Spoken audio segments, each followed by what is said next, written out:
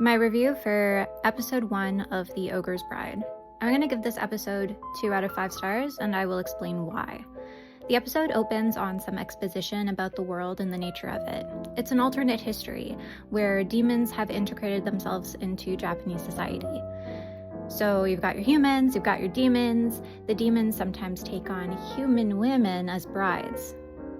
So far, there's been no indication that there are lady demons and that the lady demons might take on human men as husbands, but that's an aside. We'll get into that. The demons have special powers, and the brides in turn are made special by their association to them. This entire premise, to me, is super interesting. And it could provide very fertile ground for thematic explorations of patriarchy and class and power structures. But instead, so far, it ends up reading more as shallow wish fulfillment. Nothing wrong with that, it just is what it is. The story itself isn't interested so far in interrogating its premise and the systems that it puts in place. There are a lot of really compelling frictions that such a system would create, and really so far there's not much of a discussion about them beyond personal frictions relating to the protagonist. There's no discussion of maybe how human men might feel in this world, especially if there are no lady demons taking on human husbands. And there's also no discussion so far about how terrifying this kind of situation might actually be, where you're suddenly shackled to a much more powerful man through money, social status, and like actual literal magical powers. The character designs, they're fine, but they're boring.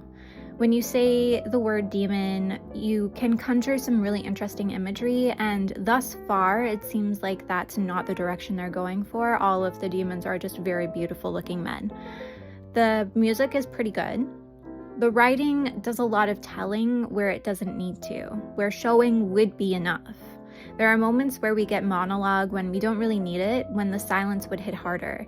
And that's disappointing because there are some pretty intense, heavy moments. The emotional ending of the episode feels really, really cheesy, and the main character ends up reading as very flat. The series mostly reminds me of the Netflix series My Happy Marriage. I think that's what it's called, My Happy Marriage. Except this version is the one that you have at home and not the Netflix drive-thru. The animation in that series on Netflix is better. The characters are more three-dimensional. There is an appropriate level of threat and danger that is portrayed through the husband upon us first meeting him, which is important, I think. It's important to not portray this kind of situation as something that would be unambiguously good and that you should have no misgivings about.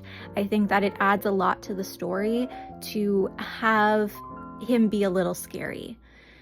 The main character's depression in this series reads as more believable as well. And really functionally, their lives aren't all that different between these two series. So it really is, I just think, a confluence, like a combination of just a bunch of other elements that My Happy Marriage just does a lot better than The Ogre's Bride so far.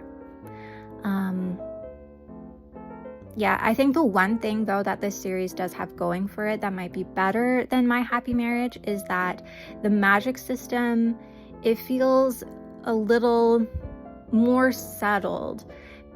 In the middle of My Happy Marriage, there's this shift that totally changes the kind of story that it is.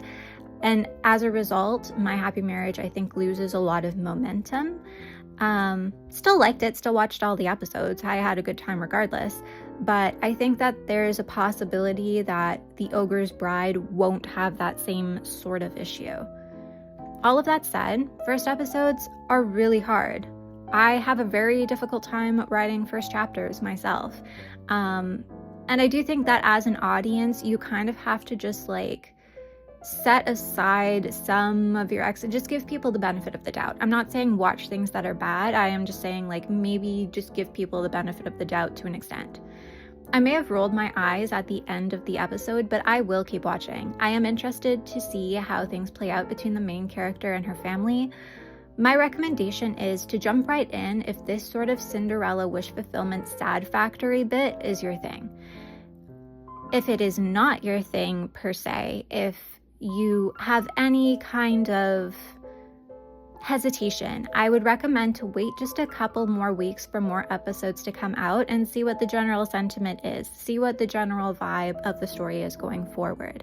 It is very, very possible that a lot of the themes that I suggested earlier might be explored. There's still so much time. We're still just getting started. But yeah, this first episode was very, very weak for me. 2 out of 5 stars. Stand by it.